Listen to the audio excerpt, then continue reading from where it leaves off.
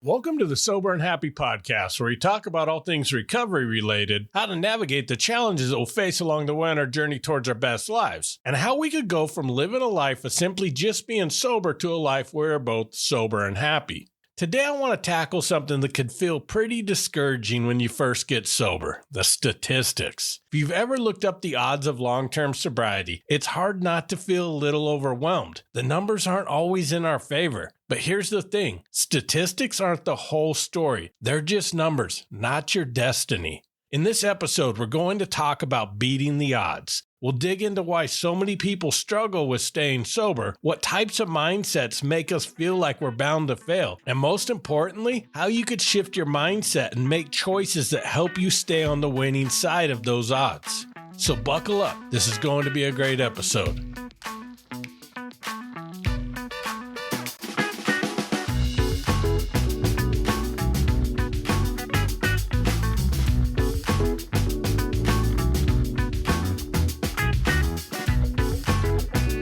Welcome back.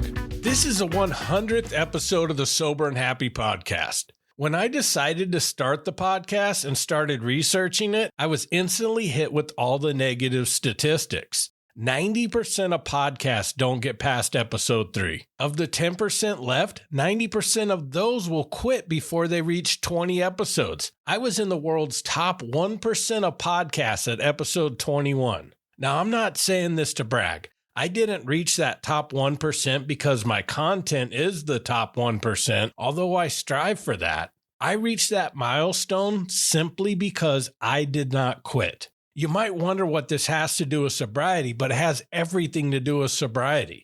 Let me tell you another statistic I was told when I was freshly sober in rehab. Only 20% of people stay sober for 1 year. Of the people that hit 1 year, only 20% make it to 2 years. And of those making it past 2 years, only 60% of them stay sober long term. When I got to AA, the big book had much more promising stats, which made me feel a little better. But it didn't take going to that many birthday meetings in AA to see the huge difference in the number of people getting 30-day chips versus those getting 1-year chips, and to realize that the numbers in the big book were from a tiny sample size and likely were not representative of the actual numbers today. Now, I know those numbers could seem very discouraging and make some people think, well, why even try then? That is not the point of this episode. There was only one thing required for me to get to 100 episodes of this podcast and 13 years of sobriety. I did not quit. It wasn't because I knew a special secret, faced fewer obstacles or struggles, or that I did everything right.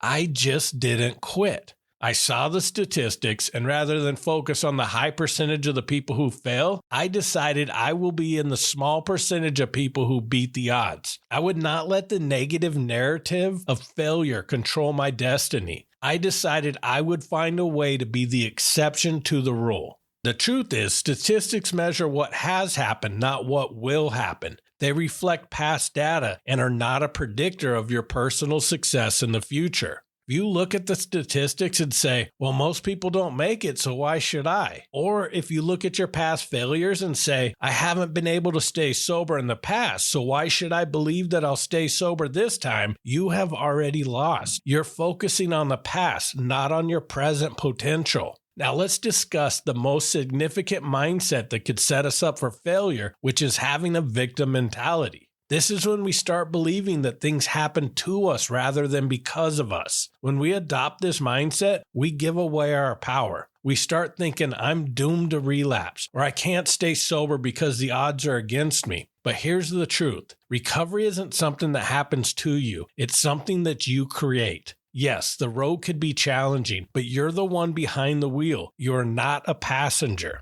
So how do we shift our mindsets and give ourselves the best chance to beat the odds?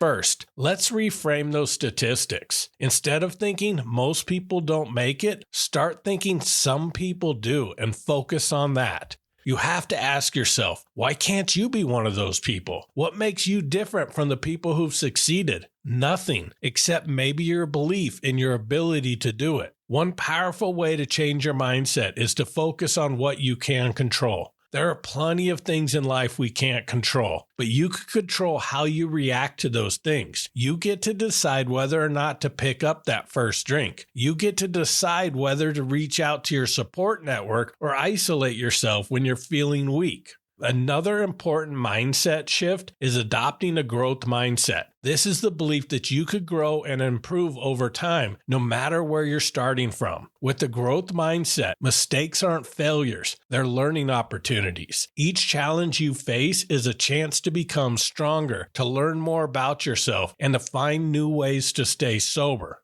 Now, let's get practical. Here are some ways you could actively beat the odds and increase your chances of long-term sobriety. First, you have to stay honest with yourself. Self-sabotage often starts when we're not honest about what we feel or struggle with. If you notice yourself thinking, maybe I could have just one, or I've been sober long enough to handle this on my own, it's time to check in with your support system and get real with yourself. Denial is one of the biggest killers of long-term sobriety. The most important thing, though, is changing your environment if necessary. If you're around people who tell you that you're going to fail or even encourage you to fail, it'll make it even harder to succeed. I grew up in a small town that didn't spread a lot of hope. Drug and alcohol abuse was rampant in our community, and there was not a lot of encouragement or talk about us kids having unlimited potential. I distinctly remember the first day of high school. We were all in the bleachers for freshman orientation, and our principal started his speech with, "Take a look at the person to your right and the person to your left. One of the three of you is not going to graduate." I waited for him to turn that statistic into a motivational speech about choosing to be the one who does and rising above our school's 33% dropout rate, but it never came. He just wanted to let us know that 1/3 of us will fail. Now, I knew I wasn't going to be in that percentage that didn't graduate. However, I accepted a narrative that people from my town really don't go out and do great things in the world. I adopted his negative mindset, and that was reflected in my attitude throughout high school. I did just enough to get by and graduate. However, when I moved to Arizona and started at a tech school, they didn't talk about the dropout rate, which was actually higher than at my high school. They talked about our potential. They talked about great things other graduates have gone on to do. The teachers pushed us to be better, and I responded to their positive mindset, which was reflected in both my effort and my results. I did not magically become smarter the day I started college. I didn't suddenly become blessed with better studying habits or better note or test taking abilities. I was in a more positive environment that encouraged success, and it motivated me to strive to be better. Famous motivational speaker Jim Rohn said, "You are the average of the 5 people you spend the most time with." If you are spending most of your time with people who are drinking all the time, talking about drinking all the time, or suffering the consequences of drinking all the time, you're probably going to go back to drinking all the time with them again. If you want to live a better life, you have to choose to put yourself in a position to do so. To close this episode, I want to share some clips of a speech I often listen to from Rishi Sood. I will also include a link to a video that has the whole speech. In it, he says, "You know you have something you want to do in this life, but you're afraid. You're afraid because the odds aren't in your favor. You're afraid because you've never beaten the odds before. But yes, you have. Your very existence is beating the odds. Do you know how many things had to happen exactly the way it did for you to be alive and breathing at this very moment? I'm talking about the ridiculously impossible odds of everything happening exactly the way it did since the beginning of time for you to be alive right now. You were born a winner. The odds are not against you. You are against you. Your negative mindset is against you. Your self-doubt is against you. Your insecurities are against you. Your fear is against you. Your world is a boxing match between you and yourself, and you have got to stop cowering in the corner. You got to stop ducking for cover while you beat yourself down. You have got to learn to fight back, and you do this by taking 100% responsibility for your results. You do this by not needing the rest of the world to approve of you and focus on becoming the person who is able to approve of him or herself. You do this by declaring yourself more powerful than your circumstances. that you might have lost a job, or the man or the woman you love left you for someone else, or your health is in decline, or you've been picked on your whole life, you look at your circumstances in the eye and say, I am going to conquer you.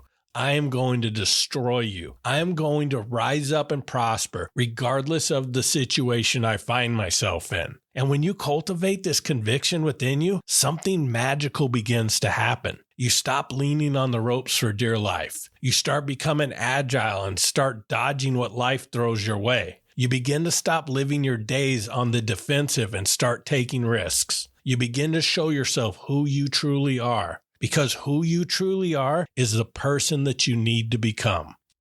Thank you for listening to this episode, and I hope you enjoy the podcast. Here's your weekly challenge. I want you to focus on one area of your recovery where you feel like the odds are against you. Maybe it's a craving you're having trouble with, or maybe it's the belief that you'll never stay sober long term. Write down why you believe the odds are against you, and then write down 3 reasons why you could beat them. You'll find that when you start focusing on what's possible instead of what's probable, the odds will begin to shift in your favor. That is my challenge for you this episode. New episodes come out each Friday, so I look forward to connecting with you next week. And as always, thank you so much for listening, and keep living sober and happy.